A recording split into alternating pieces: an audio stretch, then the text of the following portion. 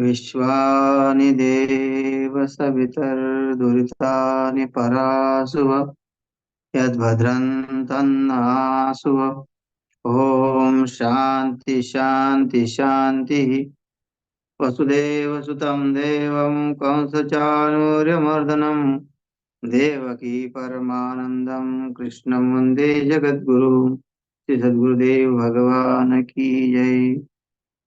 प्रस्तुत श्रीमद् भगवद गीता का तृतीय अध्याय और 31वां श्लोक चल रहा है। यहाँ उस साधक का वर्णन करते हैं और परमात्मा कहते हैं कि मुझे जो प्राप्त होता है या मुझे प्राप्त करना है किसी को, तो उसके लिए कुछ नियम होते हैं। उस नियम का अगर वो पालन करता है तो वो मुझे सद अवस्था में प्राप्त कर सकता। और परमात्मा नियम पालन के बिना प्राप्त हो नहीं सकते। हर कार्य में नियम है। हमें जो व्यवस्था चाहिए उसमें भी नियम है। जब तक हम अपने नियम का पालन करते हैं तब तक वो हमारे कार्य की पूर्ति नहीं करते। तो इसलिए यहाँ आपकी मुक्ति किसमें है ये बताते हैं। ये मे मतमिदं नित्यम अनुतिष्ठन्ति मानवाः श्रद्धावन्तो सूयन्तो मुच्यन्ते तेऽपि कर्मभिः। मुच्यन्ते तेऽपि कर्मभिः। अपि कर्मभिः मुच्यन्ते, संपूर्ण कर्मों से छूट जाते हैं। और सबसे बड़ा दुख है कि कर्म का बंधन। और कर्म के बंधन से अगर जो व्यक्ति छूट जाता है तो उसको कितना आनंद होता है। कर्म का बंधन तो साधारण नहीं है। जो भी क्रियाएं करते हैं, एक तो पाप पुण्य से डर के, पाप से डर के लोग कार्य करते हैं कि नहीं, हमको तीर्थ यात्रा जाना चाहिए। क्योंकि अगर एक जगह पे रह रहा है, एक जगह पे कार्य कर रहा है, लेकिन उसके अंदर हमेशा हलचल मचती है कि मैं जीवन में कहीं जा नहीं पाया, मतलब वो कर्म में जो फंसा हुआ है, वो जब तक उसका वो बंधन टूट नहीं जाता तब तक उसको वो तड़प रहती है। हर कार्य की तड़प रहती है। ये नहीं कि वो आलसी हो जाएगा, नहीं। लेकिन जैसे हम पूजा पाठ भी करते हैं तो एक जिम्मेदारी, अपने जीवन में एक जिम्मेदारी होती है कि नहीं, मुझे पूजा करनी है, उसके बाद मुझे भोजन पाना है। तो वो भोजन, भूख भी लग गई तो क्या होता है कि नहीं, हमने पूजा नहीं की। तो वो जो हमने बंधन बांध रखा, बंधन तो है, ये अज्ञान तो है। लेकिन जब वो उस बंधन को तोड़ देता है, एकदम मतलब कि नास्तिक नहीं बनना। मेरा बातों का तात्पर्य क्या है कि जिसमें वो ममत्व जकड़ के रखा है उसमें दुख है। सहज वो उससे कर्म होते नहीं है। और यहाँ कहते हैं कि सहज कर्म करने के लिए तुमको क्रिया अपनानी पड़ेगी। बिना सहज कर्म से तुम्हारा छुटकारा नहीं है। या संपूर्ण कर्मों से छुट जाते हैं का अर्थ क्या है कि वो क्या, उनके लिए कुछ कार्य नहीं शेष रहे, वो तो पहले हो गया है कि ज्ञानी को भी कर्म करने पड़ते हैं।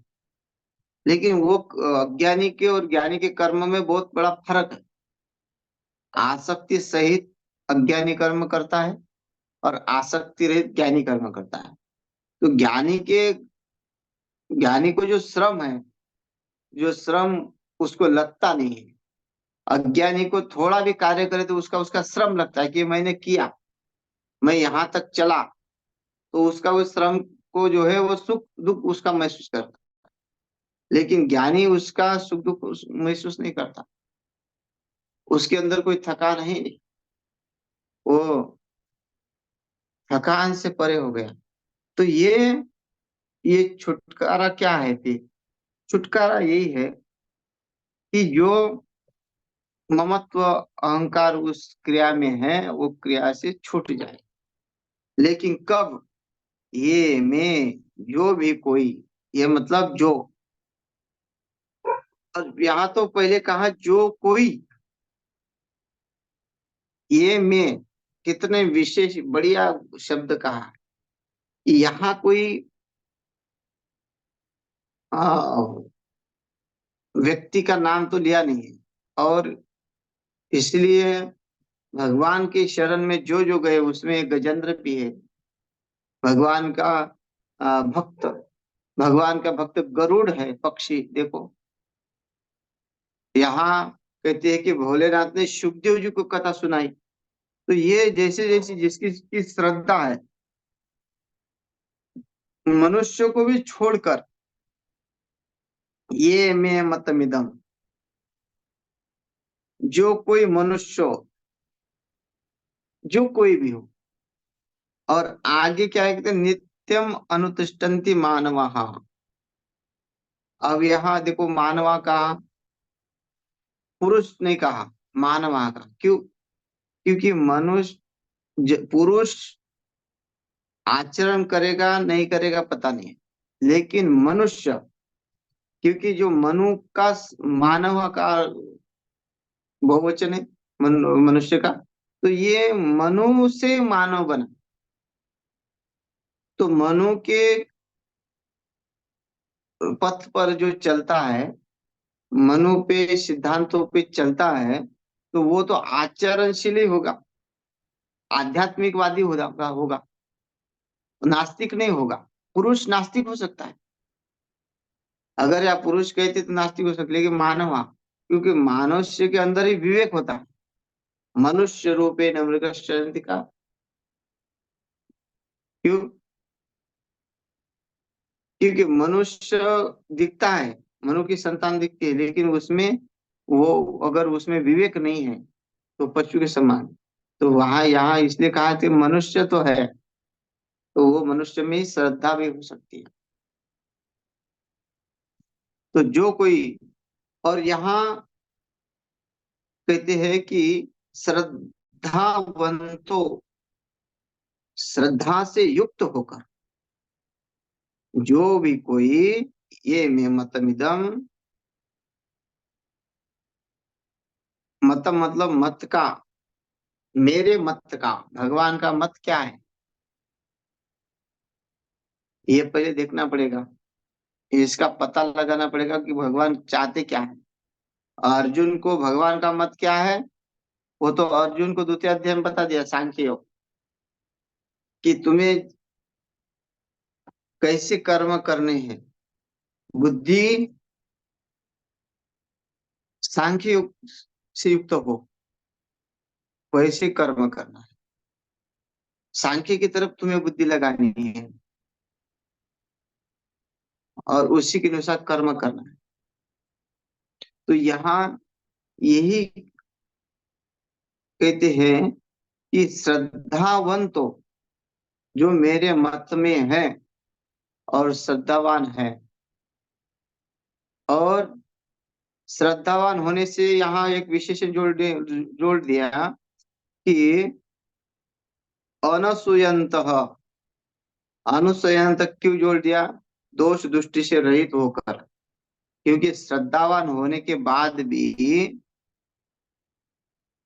हो सकता है कि वो दो दृष्टि रखे।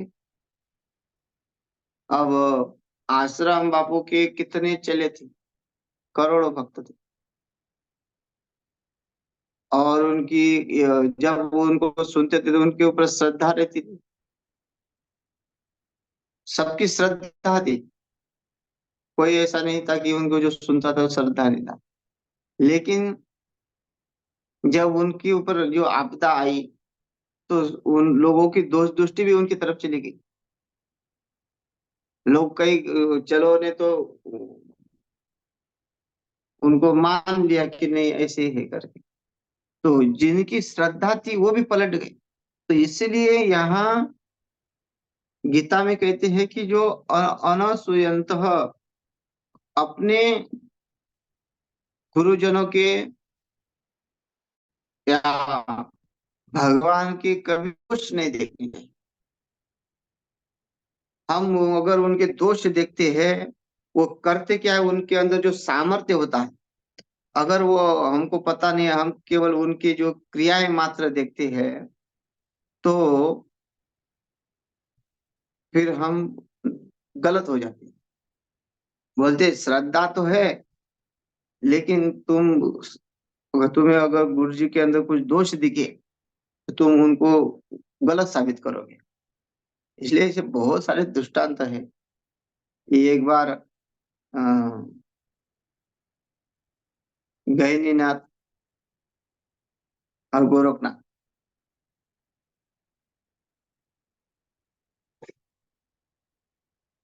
गोरक्षनाथ गहनीनाथ के शिष्य, और दोनों ही भ्रमण करते हैं। और गहनीनाथ कहते हैं गोरखनाथ को कि जाओ तुम घूम के आ जाओ, कि मैं नहीं, गोरखनाथ के शिष्य गहनीनाथ, आदिनाथ गुरु शंकर सिद्धांत मशीन मशीन गोरक्ष, हाँ, गोरक्षनाथ के शिष्य थे गहनीनाथ। तो गोरक्षनाथ जो है, एक को कहा कि तुम जाओ घूम के आ जाओ। और जब घूम के आए तो देखा, गुरु जी के पास आए तो गुरु जी के बच्चे, बीवी, सब बैठे हुए हैं। तो गैनीनाथ ने देखा कि मुझे तो भ्रमण करने के लिए भेज दिया, और यहाँ उन्होंने शादी की, तो ये कैसे गुरु जी है? ऐसा तो हो नहीं सकता। गुरु जी को डांटने फटकारने लगे कि आपने ऐसा क्यों किया, मुझे तो वनवासी बना दिया और आपने खुद शादी किया। तो गुरु जी ने कहा कि कोई बात नहीं, तुम कहो तो इनको छोड़ देते हैं। और छोड़ दिया और चल दिए। और गोरखनाथ कहते कि तुम थोड़ा आगे बढ़ो, मैं आता हूँ। और गैनीनाथ जैसे आगे बढ़ते हैं, तो एक तालाब के पास बहुत बड़ी भीड़ होती है इकट्ठा। तो भीड़ को देखते ही पूछते कि वे काय की भीड़ है। तो लोग कहते हैं कि तुमको पता नहीं, जो गहनीनाथ के जो गुरुजी है गोरखनाथ, वो 12 साल पहले इस तालाब में समाधि लिए थे। अब वो समाधि से उठेंगे, इसलिए यहाँ हम उनके दर्शन के लिए रुके हुए हैं। गहनीनाथ आश्चर्यचकित हो गए कि ये मैंने क्या देखा। मेरे गुरुजी के ऊपर मैंने आरोप लगाया, मैंने गुरुजी को दोष दृष्टि से देखा। तो ऐसे श्रद्धावान होने के बाद भी शिष्य दोष दृष्टि से देखते हैं, तो यहाँ गीता में साफ कहा है, ये भगवान का मत नहीं है। जो गुरुजनों को, देवताओं को दोष दृष्टि से देखते हैं, भगवान की लीलाएं अलग अलग लीलाएं हैं। लोग भगवान की लीलाओं को, भगवान के चरित्रों में भी दोष दृष्टि देखते हैं। अरे वो तो भगोड़े थे, उन वो तो जरासंध को डर के भाग गए, या उन्होंने ऐसी ऐसी चोरियां किया, या उन्होंने ऐसे ऐसे स्त्रियों के वस्त्र हरण किए, मतलब अनेक अनेक आरोप लगाती है जो नास्तिक लोग हैं। ये नास्तिक लोग भगवान को कहते हैं कि भगवान चाहते तो युद्ध नहीं हो सकता था, लेकिन पांडव और कौरव का जो युद्ध हुआ, वो भगवान के कारण ही हुआ, ऐसे भगवान के ऊपर आरोप लगा। तो जो भगवान के ऊपर दोष दृष्टि से देखते हैं, तो वो कहाँ उस कर्म से छुटकारा पाए। इसलिए गुरुजनों से, माता पिता के, गुरुजनों के, परमात्मा के कभी दोष नहीं देखनी चाहिए कि परमात्मा ऐसा है, उसने ऐसा करना चाहिए था। एक व्यक्ति चल रहा है रास्ते में और बिन फालतू बात कर रहा है, बोल रहा है कि देखो इतना बड़ा कद्दू, और इस बेला पे रखा हुआ है लटका के। भगवान की भी विचित्र लीला है, क्या करते हैं। इतना बड़ा कद्दू और इतना छोटा सा पेड़, और आगे चल गया और बेर के पेड़ के नीचे आराम करने लगा। और देखो बेर को कहता है कि देखो इतना बड़ा पेड़ और इतने छोटे छोटे बेर, ये कैसी भगवान की बुद्धि है। उनको ये समझ नहीं आया कि बड़े पेड़ को बड़ा फल होना चाहिए, छोटे पेड़ को छोटा फल होना चाहिए। और बातें करते करते उनको, उसको ठंडी हवा लगी और वही लेट गया, सो गया। हवा चली तो बेर टपके, टपके तो माथे पे, और चोट लगी, भयंकर चोट लगी तो जाग गया। अरे बाप रे, इतना बड़ा सूजन आ गया। फिर सोचने लगा, अरे बाप रे, ये तो अच्छा हुआ, ये तो छोटा सा बेर है। अगर वो कद्दू होता बेर पे लटका हुआ तो मेरा तो सिर ही फूट जाता। तो ऐसे भगवान के ऊपर दोष दृष्टि से लोग देखते हैं, लेकिन परमात्मा जो करता है वो ठीक करता है। जो हो रहा है वो ठीक हो रहा है, लेकिन लोग नहीं समझते। अगर दुख आता है, आपदा आती है, तो भगवान के ऊपर दोष देते हैं।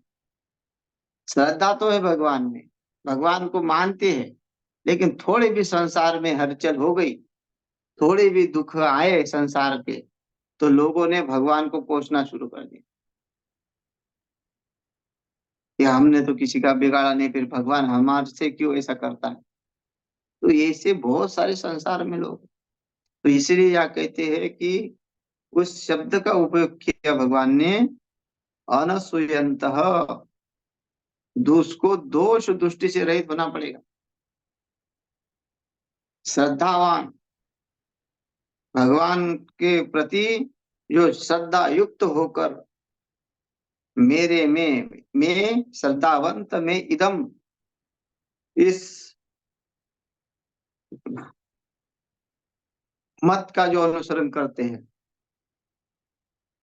सांख्य योग, अद्वैत मत, उसका अनुसरण करके, यम नियम का पालन करके,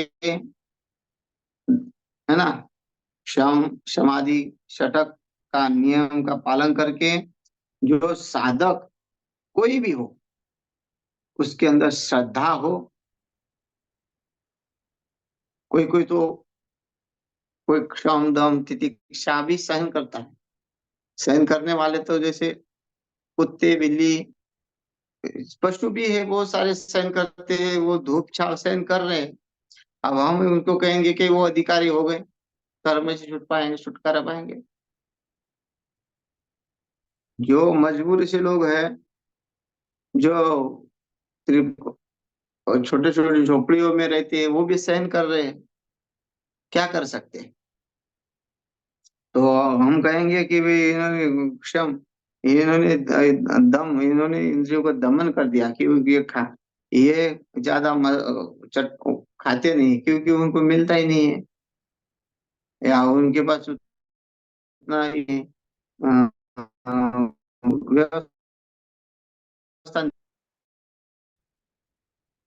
तो मिट गई नहीं, मिटी नहीं। जिसके दांत नहीं है उसको, उसको कैसे खाएगा, उसकी इच्छा तो मिटी नहीं, लेकिन खा भी नहीं सकता। तो ऐसा नहीं है, ये सबका सब होना चाहिए। एक है तो एक नहीं है ना, ऐसा नहीं है। हमें किसी किसी में देखने को मिलता है श्रद्धा बहुत है, लेकिन समय पे पता चलता है, राम राम जपना पराया माल अपना। श्रद्धा दिखती है, भजन कर रहा है, लेकिन किस लिए कर रहा है वही जाने। तो यहाँ एक ही मत लेना पड़ेगा हमको, अद्वैत मत। और भगवान ये कहते, ये में मतमिदम नित्यम। यहाँ एक एक शब्द बड़ा तोल मोल के बैठा है। जो नित्य मतलब सदा अनुसरण करते हैं, अनुतिष्ठन्ति। ये भी नहीं कहा कि कभी कभी श्रद्धा है, तो भाई लोग कहते हैं हमारी श्रद्धा है, दिखावा हम करते नहीं है, ऐसा नहीं है। श्रद्धा है तो उसकी कृति भी दिखनी चाहिए, भक्ति भाव दिखना चाहिए। शबरी की श्रद्धा थी, गुरु ने कहा था कि तुम्हें राम मिल जाएंगे, तो वो श्रद्धा थी, तो एक जगह पे बैठ के खाली भजन करती। तो उसकी श्रद्धा है, ये कैसे पता चला हमको? इतनी श्रद्धा है उनकी। जंगल में जाती, बेर तोड़ के लाती, खुद खाती, चखती कि मीठे है, रख देती। रोज रास्ता साफ करती, जंगल से फूल लाती, फूल बिछाती। इसको कहते हैं श्रद्धा। भी हो, केवल मन के अंदर है कि मैं श्रद्धा है, श्रद्धा है, अंदर श्रद्धा है, और क्या होना चाहिए? उसकी क्रिया कुछ भी नहीं है, उसके प्रति उसको महसूस कुछ भी नहीं होगा। तो वो क्रिया भी होनी चाहिए। ऐसे नहीं कि हाँ, मन में बैठ गए, मैं मान रहा हूँ खाली। मानने से क्या होगा? बोले क्या करना है, क्या दिखावा करना है? दिखावा नहीं होता है उसको। जिसको इसको हम श्रद्धा रखते हैं तो वो नित्य हमारा कर्म बन जाता है। नित्य उसको याद करे, उसकी पूजा करे, उसको उसकी महिमा गाए। वो परमात्मा के ऊपर हमारी श्रद्धा है। लोग कहाँ आना है, यही तो भगवान है। और पैसे बचाने के चक्कर में कई तीर्थ यात्रा जाते थे, कई ऐसा विशेष कार्यक्रम जाते नहीं, कई सत्संग हो रहा है वहां सुनने जाते नहीं। भाई, तुम्हारी अगर भगवान के प्रति श्रद्धा है तो तुम सत्संग सुनने जाओ।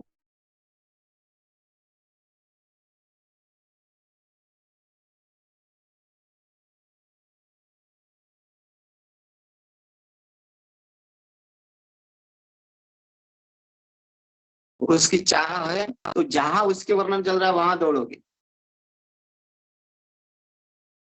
जहां उस लीलाएं की, जहां, और उसकी हर एक सृष्टि के कार्य से आप प्रेम करोगे, किसी से राग द्वेष नहीं करोगे। अगर ये जानते हो कि सृष्टि उसी की है, फिर देखो ना, आते बराबर श्रद्धा कहाँ ले जाती है?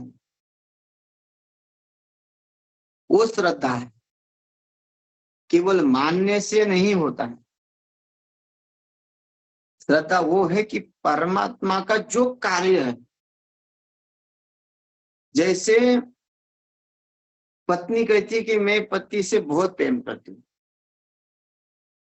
पति से प्रेम करने का अर्थ क्या है कि पति जिसको चाहता है वो भी उसी को चाहे। और पति पत्नी तो पति को बहुत प्रेम करती है, लेकिन पति के माता पिता से कोई प्रेम नहीं, कोई लेन देन ही नहीं रखना चाहती, कोई व्यवहार नहीं, उसके भाइयों से कोई व्यवहार नहीं रखना चाहती। तो तुम्हारे प्रति में काय का प्रेम है? क्योंकि अगर वो प्रेम होता तो उसके साथ उसका सहमत होती। लेकिन ये केवल उन्होंने मान रखा है उसमें कि हमको इससे ही प्रेम है, ऐसा नहीं है। श्रद्धा, परमात्मा से अगर श्रद्धा है तो हमारी श्रद्धा हर जगह दिखेगी, हर जगह हमें उस परमात्मा का अनुभव आएगा कि मेरा परमात्मा यहाँ है। जब पता चलेगा कि परमात्मा यहाँ, कहते हैं ना, मैं मतमिदम, मेरा मत में जो चलता है और अद्वैत मत है। अद्वैत का क्या है? सर्वम खलविदम ब्रह्म ईशावास्यम विदम सर्वम। भगवान परमात्मा घट घट में, अणु रेणु में है ना, सब में है। अणु से अणु और वहां से महत तक है। तो ऐसा जो है, उसके ऊपर हमारी श्रद्धा है तो हमें उसका अनुभव होगा, तभी वो संपूर्ण कर्मों से छूट जाता है। अनुतिष्ठन्ति ते अपि कर्म भी ही मुच्यन्ते, है ना। तो वो संपूर्ण कर्म से छूट जाएगा। तो कितना श्रद्धा का एकदम साधारण थोड़ी शब्द है, श्रद्धा हो गया। लोग कहते हैं जितनी श्रद्धा हो उतना करो। अब कितनी श्रद्धा होती है, श्रद्धा का कोई अनुमान थोड़ी होता है। श्रद्धा मेरे पास 2 किलो की है, मेरे पास 5 किलो की है, मेरे पास 10 किलो की है, इसका अर्थ मतलब क्या है? यहाँ तो बिना श्रद्धा का ज्ञान होता ही नहीं है। श्रद्धावान लभते ज्ञानम, और उससे भी नियम वही बताए। देखो यहाँ भी नित्यम अनुतिष्ठन्ति मानवः, ये कहा है, असूयंतो, अगर दोष दृष्टि से रहित। और वहां भी क्या कहा है, श्रद्धावान लभते ज्ञानम तत्पर सहित इंद्रिय, ज्ञान पराम शांतिम अचिरेण आदि गच्छति। लेकिन उसके पहले विशेषण क्या दिया, सहित इंद्रिय, इंद्रियों का संयम आ गया वही। जब इंद्रियों का संयम आ ही जाता है तभी वो श्रद्धा दृढ़ हो जाती। तो हमारा संयम यही है कि हम दोष दृष्टि से रहित हो, तभी श्रद्धा से युक्त हो सकते हैं।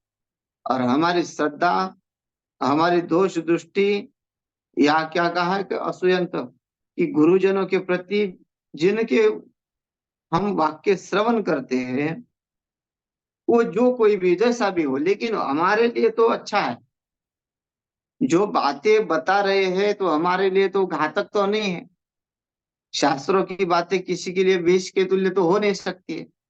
अब जो व्यक्ति शास्त्र को बता रहा है, और भगवान जो शास्त्रों को बताता है, इसका मतलब उस शास्त्र भी बिना नियम का आत्मसात हो नहीं सकता। संयमी व्यक्ति को ही शास्त्र आत्मसात होता है। विद्यार्जन कामी क्रोधी लोभी को तो होता नहीं है।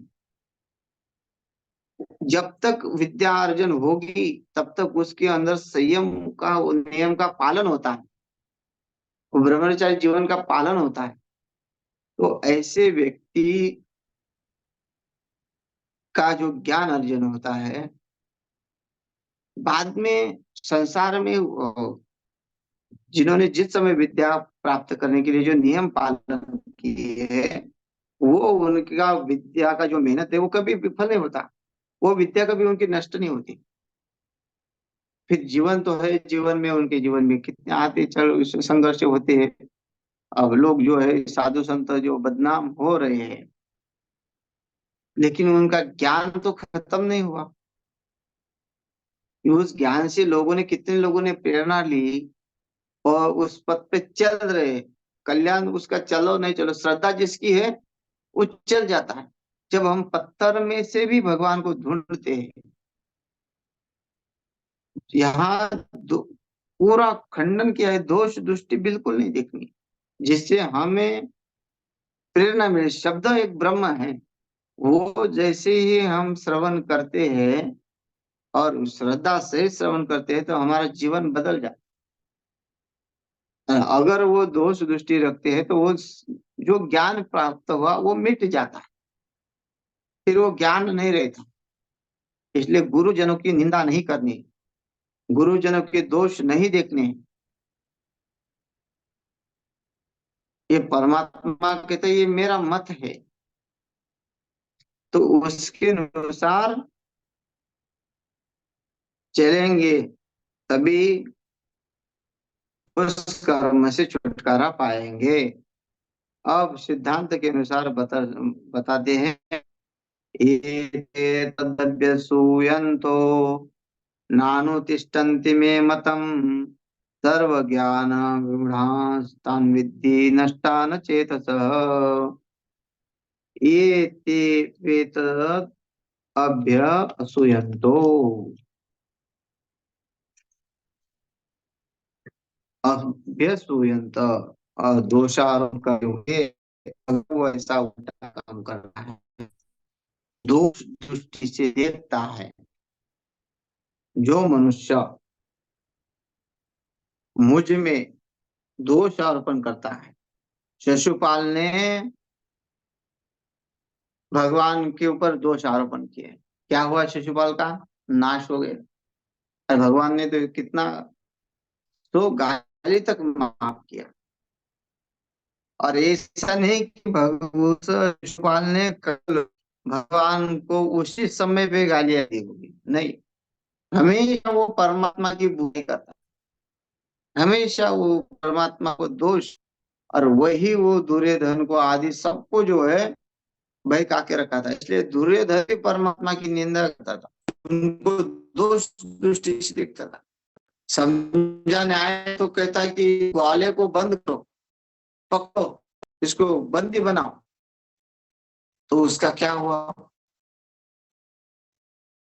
अधोगति चला गया। तो ऐसे विमूढ़ लोग जो है वो मोहित होकर अपने आप को ही नष्ट करते हैं। भगवान की श्रद्धा नहीं है, दोष देखना है, तर्क वितर्क करना है, गुरुजनों के वाक्यों पे विश्वास नहीं रखना है। ये तो पंडितों की भाषा है, लोग बोलते हैं। लोगों का कहना है कि ये जो शास्त्र है वो पंडितों की भाषा है, ब्राह्मणों ने अपने लिए लिख के रखा है, मतलब उल्टे उल्टे दोष लगाते रहते हैं। तो ये सब अधोगति पे जाने वाले, जो मनुष्य मुझ में दोष आरोपण करते हुए मैं एतम मतम, इस मत को अनुसार नहीं, उसके उल्टा समझो भी, ये जो श्लोक बोला उसके उल्टा हो जाएगा। जो पहले कर श्रद्धा रखता है वो कर्म बंधन से छूट जाएगा, जो दोष देखता है, श्रद्धा नहीं रखता है, वो अज्ञानी मूढ़ है, वो हमेशा मोहित रहेगा, माया में फंसा रहेगा, और वो कभी भी उसका कल्याण नहीं होगा, वो पूर्ण नष्ट हो जाएगा, उसकी बुद्धि नष्ट हो जाएगी, सर्व ज्ञान विमूढ़ान, उसका ज्ञान पूर्ण नष्ट हो जाएगा। और नष्ट हुई ही समझना चाहिए। समय हो गया है, शेष कल देखते हैं। हरिओम तत्सत।